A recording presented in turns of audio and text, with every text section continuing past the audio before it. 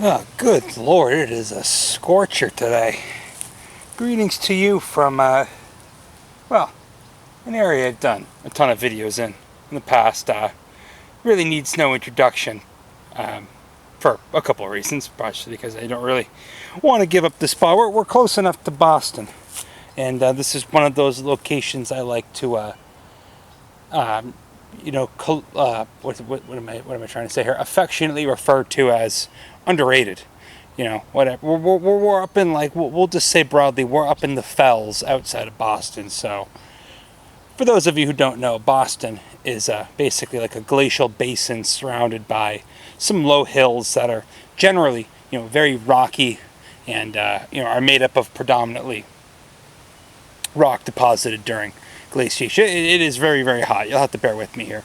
But these habitats, despite their close proximity to the urban core of New England, do actually hide a number of fascinating species. This year alone, I probably would have done two from not this specific location, but from this type of habitat. One about Bocara missouriensis, and I think it's Ranunculus fascicularis, and then another on a Drimocalis arguta. So, not the rarest plants in the world per se, but plants that need a pretty specific niche for them to really take hold and to thrive. That specific niche is found often on these low, somewhat to very exposed, rocky, thin-soiled, nutrient deficient, yada yada yada, well-drained, oftentimes borderline xeric habitats, at least as far as New England is concerned. Xeric, using plenty, they get plenty of rain, you know what I mean? No less rain than anywhere else in New England. But the soil itself does not hold on to that moisture. So what rain you do get is rapidly leaving the soil horizon. In any case, the species in front of you here is one such species able to capitalize on this type of environment. This is a species of so-called mountain mint. And I'm not going to get too much in a tizzy about that common name because this is in the mint family Lamiaceae. This is Pycnanthemum incanum. All right, this is the Hoary mountain mint, so called because though it closely resembles a species I grow, Pycnanthemum eutrochium, it is a little bit, I guess, scraggly looking and has fuzzier leaves. So Pycnanthemum eutrochium, you could expect to see in a very similar habitat to this. Maybe that species is generally a tiny bit more shade tolerant. This one likes it open and exposed. We're gonna go on a little the same way that I did last year with the cool native sunflowers. I'm gonna go this year with the cool native Pycnanthemum. We get like, I think 6 or 7 species of these in New England. Three of them are pretty common, including this one. This one's like S4 in Massachusetts. It's not. It tapers off if you go much further north of here. It is a southern trending species. Muticum's pretty common. Virginianum's pretty common, and then there's like some more rare ones. But I'm gonna get up to speed and all that. Blah blah blah. Let's not worry about that now. Let's give a general introduction to our friend Pycnanthemum here. So yes, this is in the mint family. The entire thing resembles a cross between basil and oregano. What you're going to notice, defining characteristics about the mint family, is opposite leaves, clustered inflorescences known as verticillasters. So many flowers kind of aggregated in this section here.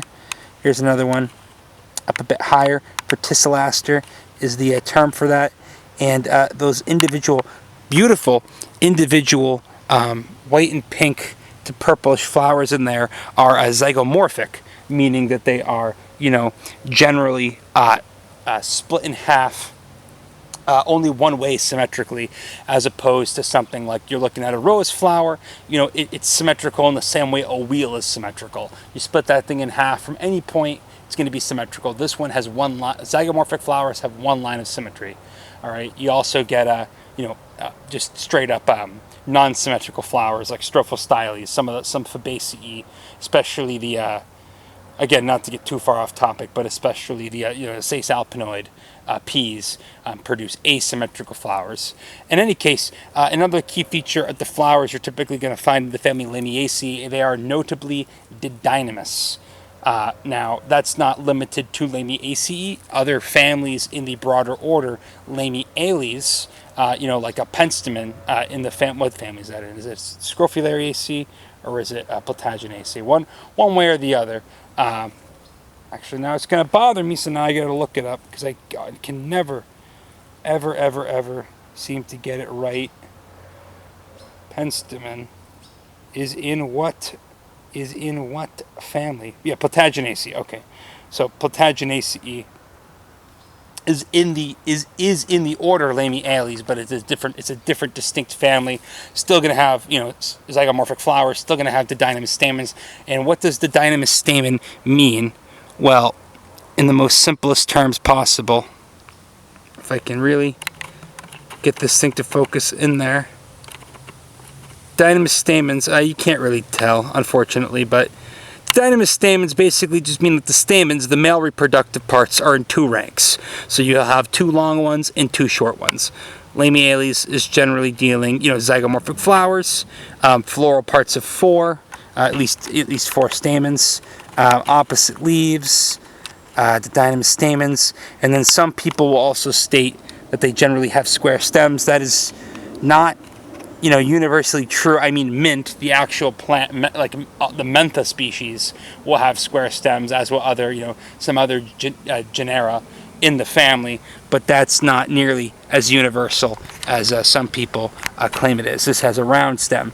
The last feature that you'll commonly see in Lamiaceae, and this species, of course, being no exception, in fact, being a very good exemplar of it, is just absolutely wonderful smelling secondary chemistry.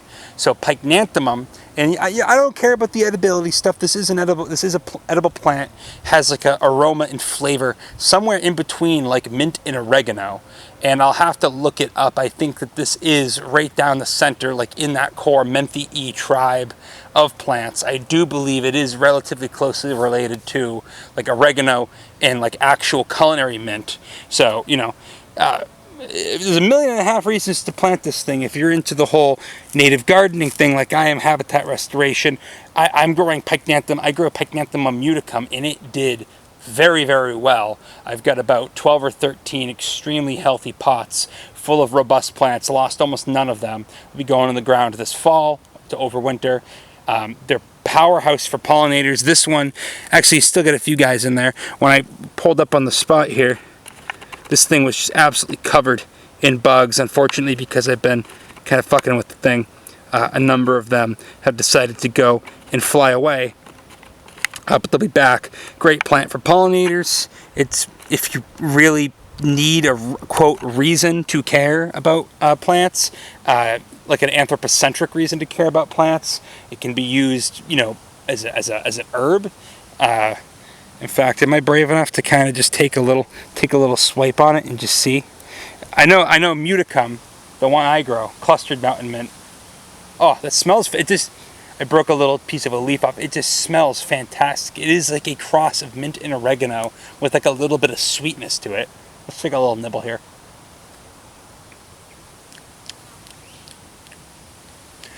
Now, see this one. Again, just a little taste tester. To me, for my money, that's just pure. It's almost like spearmint. Okay, so maybe you'd make a tea out of it. Got a little spice to it too. Okay, I can see the comparison to like a more of like a savory mint family member, like a rosemary or rosemary, oregano, basil. Definitely not basil. Basil's way more bitter than this, but a pleasant flavor. So Pycnanthemum incanum. Great to have if you're just, want some cool herbs, some cool native herbs to put in your garden. That's a whole thing that I might be starting to be less of a curmudgeon on. I used to be really, really just like, oh, why do you need an excuse to care? Why do you need an excuse to care?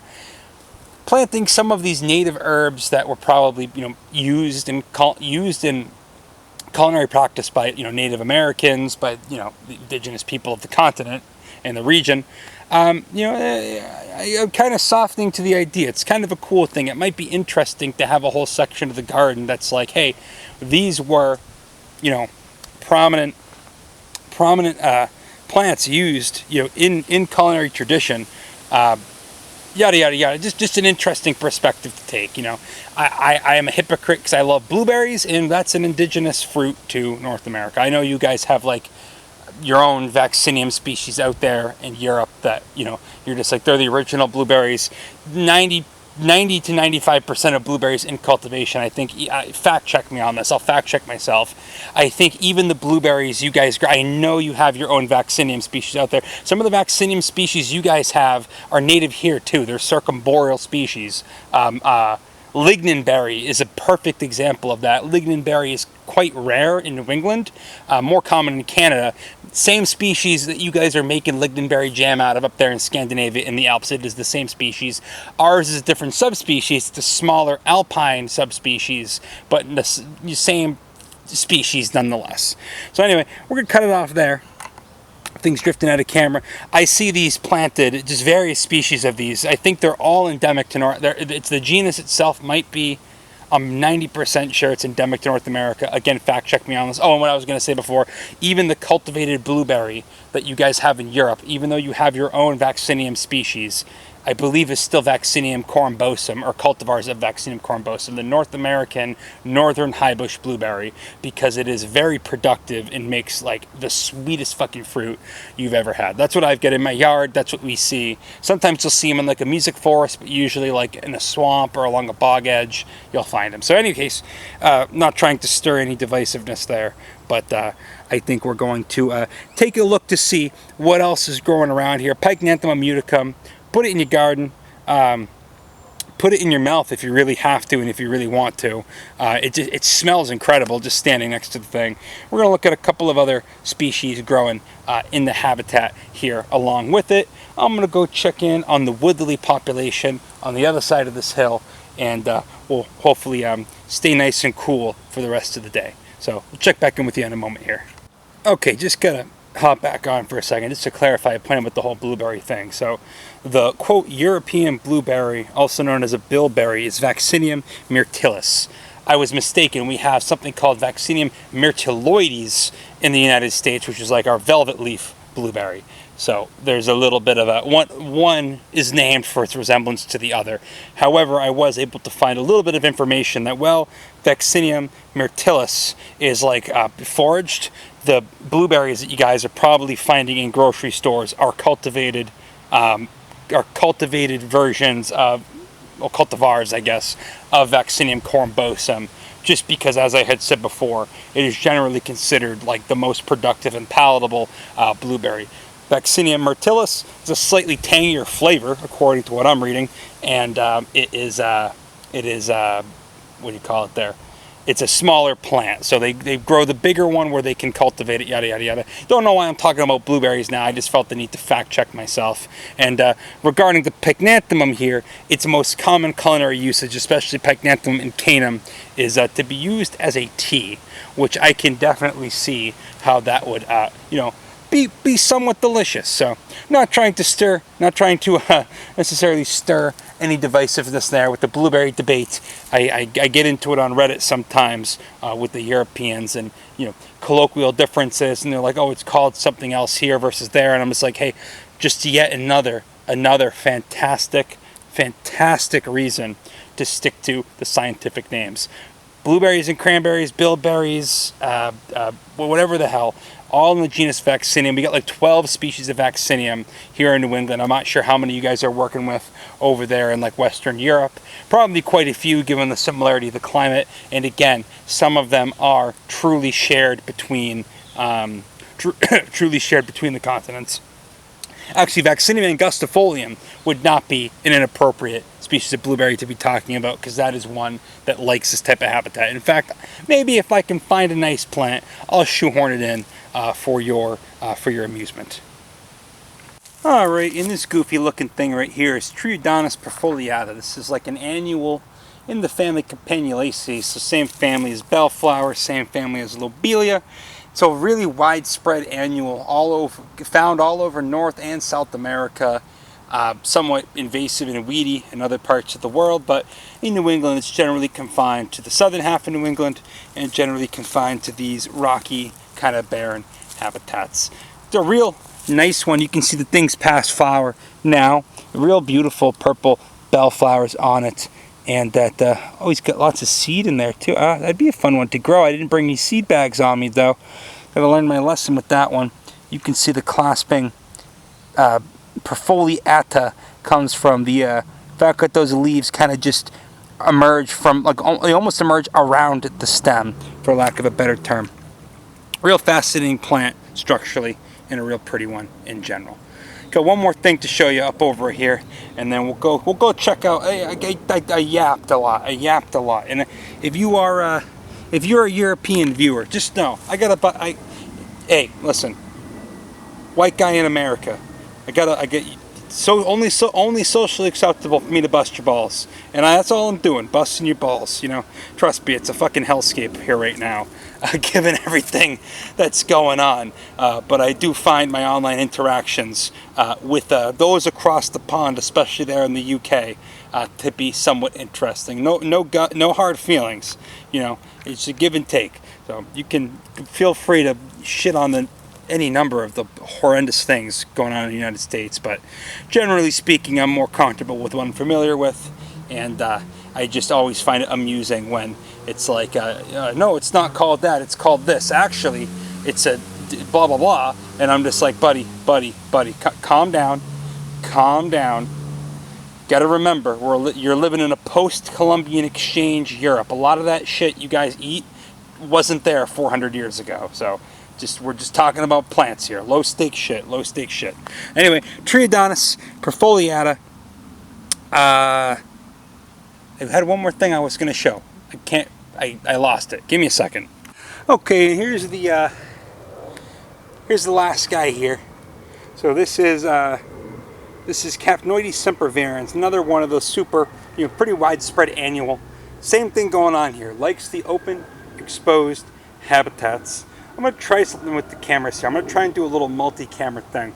We'll see if this works out for us, because I got the actual thing focused on the flowers there, and then I got my handheld camera here, and we're going to see how this works out, if I can keep the audio in sync with the video, yada yada yada.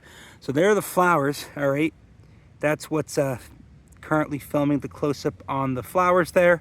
These are poppies, Fumaroideae, subfamily of poppies. So they all have really, really distinctive, generally heavily dissected foliage there that you can see, and they've got zygomorphic flowers. And as we just explained with the mints, that just basically means that the flowers are only symmetrical one way.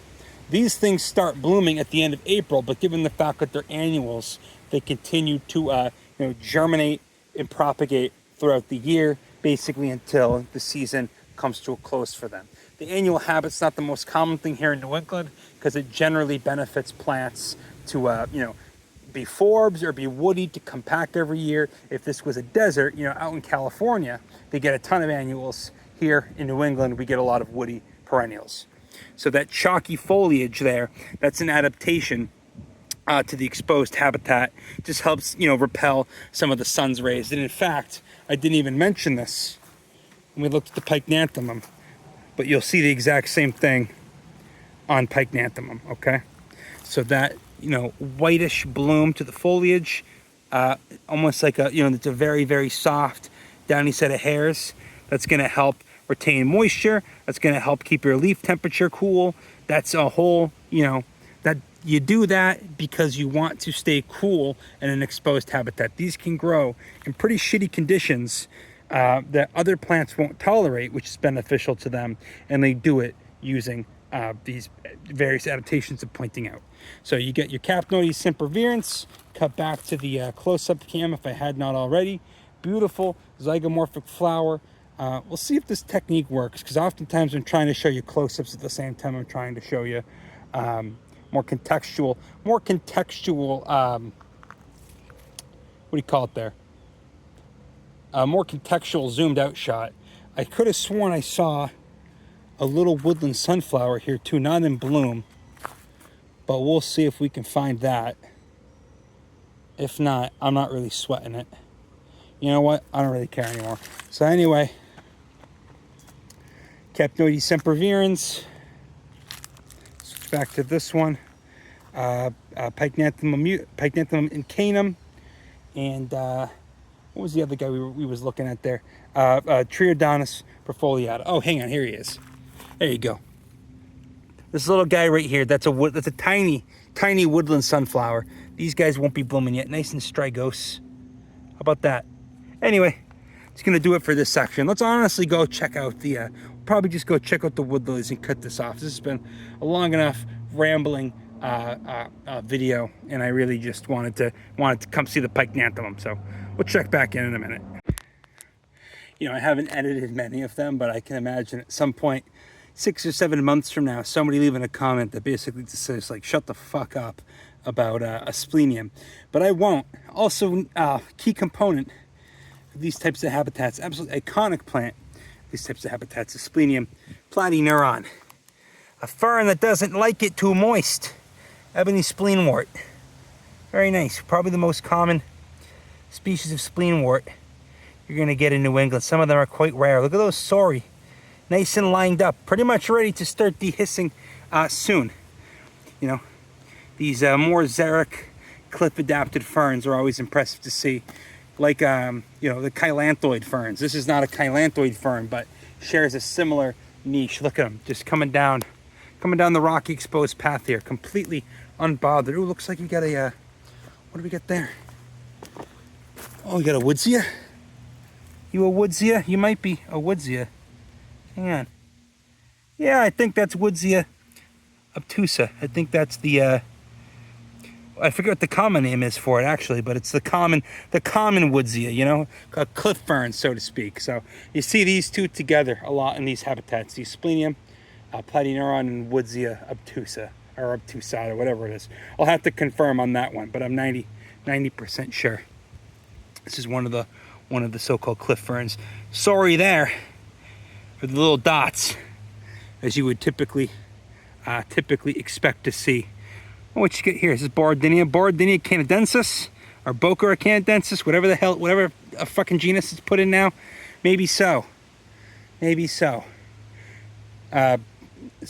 Guess what? Growing here because of the habitat. You get a lot of invasives here too. You get this stupid fucking solanum, an invasive solanum, invasive honeysuckles, but some of the cool natives are still clinging on where they can. So let's keep it moving. Let's just keep it moving for now. I'll see here you can get a really nice feel for the type of habitat we're in. You got the sumacs dead ahead there. All right, there's that exposed cobble we just came up with all those ferns. All right, you're coming up. Boom. Beautiful patch of Pycnanthemum incanum. Even nicer than the patch I stopped over and looked at a second ago. Check that out. Look at those flowers.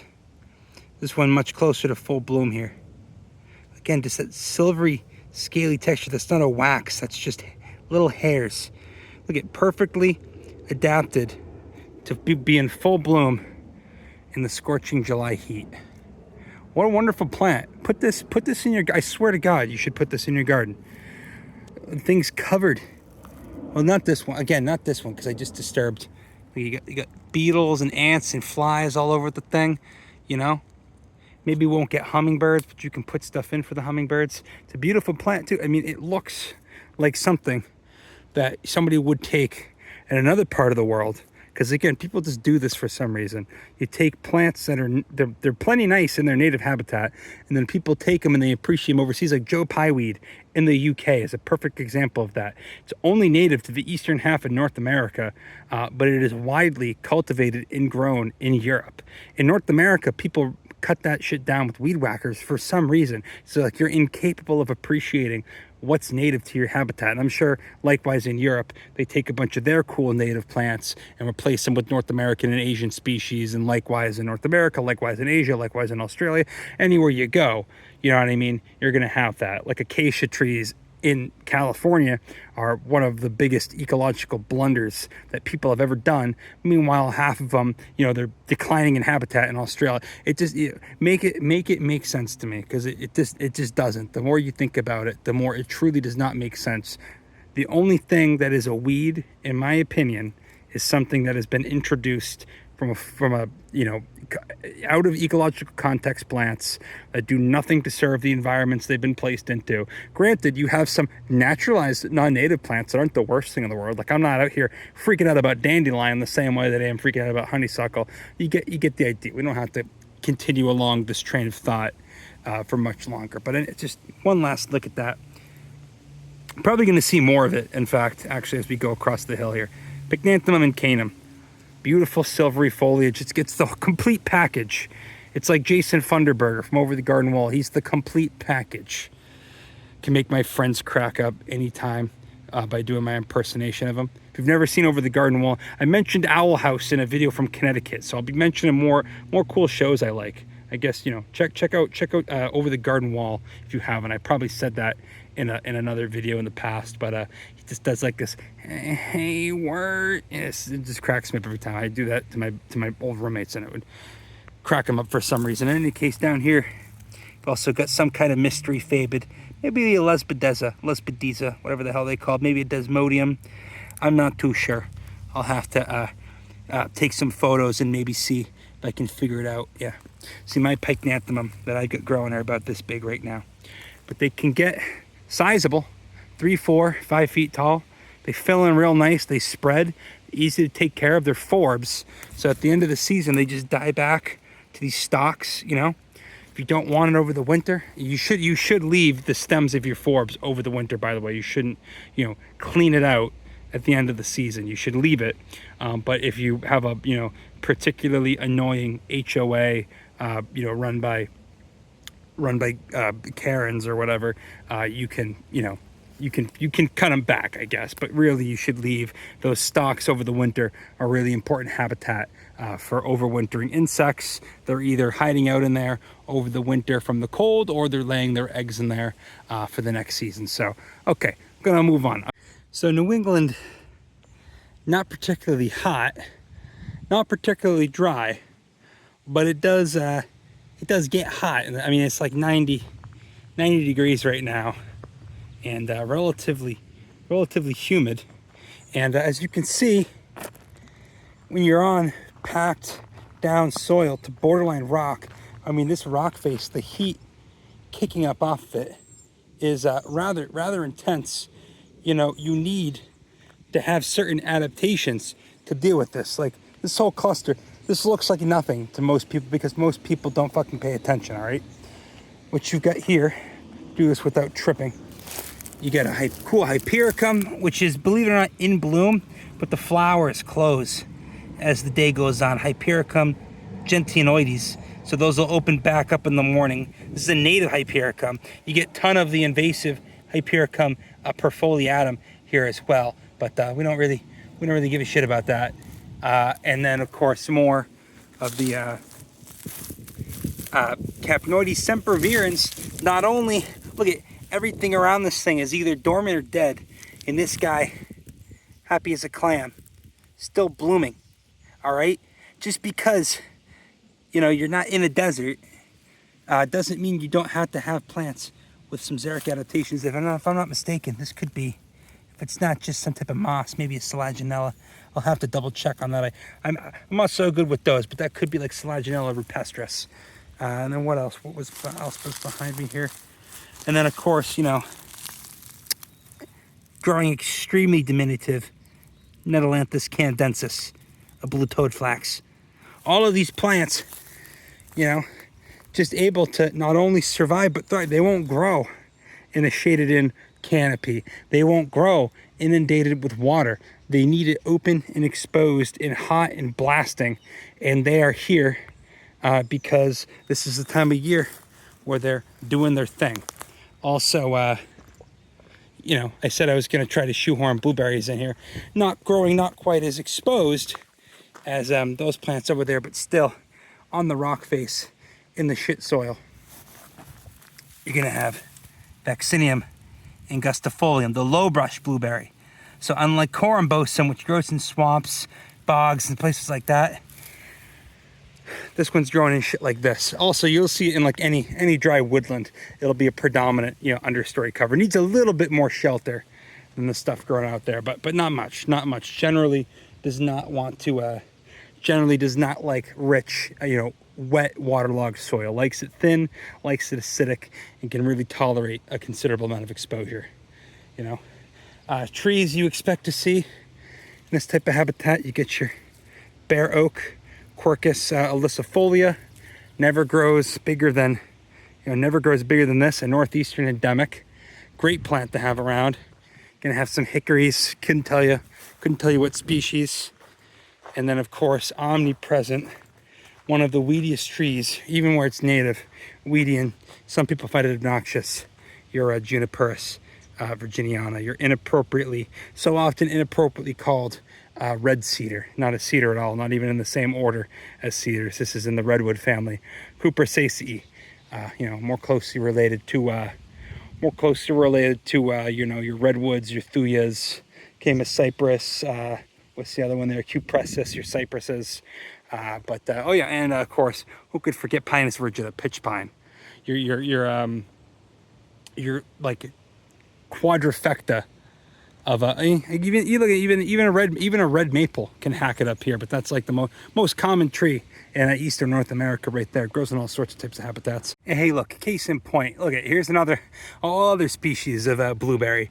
This one's Vaccinium pallidum. This is the hillside blueberry. Shares that similar, you know, this one, unlike Vaccinium angustifolium, which can be a forest floor species, this one does need, you know, this almost savanna-like, open, exposed, well-drained habitat. So a little different, grows a bit bigger than angustifolium, and those leaves are going to be much more egg-shaped. They're going to have a whiter underside, and apparently the fruits on these ones are supposed to be not that good. Actually, they taste pretty fine, kind of bland. Not nearly as sweet as they would be for something, you know, as far along, as ripe as this. Not bad though. Not really much of a. It's kind of just sweet. Doesn't really have that tartness to what you would expect, like a nice actual, you know, cultivated for consumption blueberry to have. But if you pick Vaccinium corymbosum, you pick those berries off. Those are already well past. That's like the earliest one to bloom. You know, those for flowering in April. You pick some of the flowers off of those things. Oh boy, those are fucking nice. Absolute choice. So anyway, did manage to shoehorn a little bit of Vaccinium knowledge in there. Many species of Vaccinium. And you can see, okay, here we're back to angustifolium again. See how these leaves are long and lanceolate and they're shiny on both sides. That's your key, you know, difference between the two. The flowers will look a bit different as well. So here's some of the fruit I can compare. Here's some of the Vaccinium angustifolium fruit. Let's compare. Not as sweet, a little more tart, and a little more flavorful. Okay. Just so you know, when we talk about blueberries, it is absolutely ridiculous for people to claim blueberries are native to Europe, blueberries are native to North America. Many species of blueberry, including 2 different species right here in the same type of habitat. Just stop it. Educate yourself a little bit, all right? Native Americans were picking the various species of blueberries and eating them at the same time that, you know, Europeans were doing the same thing with bilberries and whatever other, you know, Vaccinium species that are palatable you guys have over there. It's not a competition. It's just saying one or the other started it is absolutely ridiculous. Well, not how I wanted to end the episode, but it appears as though we're either too late for the lilies or that they got eaten by deer, which is certainly a commonplace occurrence. For what it's worth, I had been to this location with good, with exact coordinates to find these lilies, you know, a number of years in a row. And what I think is we're either at a stage of regrowth here, where they're gonna have to cut to have the lilies come back, or we just flat out missed them. Been here and coming here for years, and I've only actually seen them come in, you know, in spades here once. So I'm roasting like a goddamn pig. I think we're gonna cut it off here. Sorry for that. I'll put a disclaimer up at the beginning that basically says, hey, we don't see the lilies. This episode's about mountain mint. So take it easy, folks. Stay cool out there.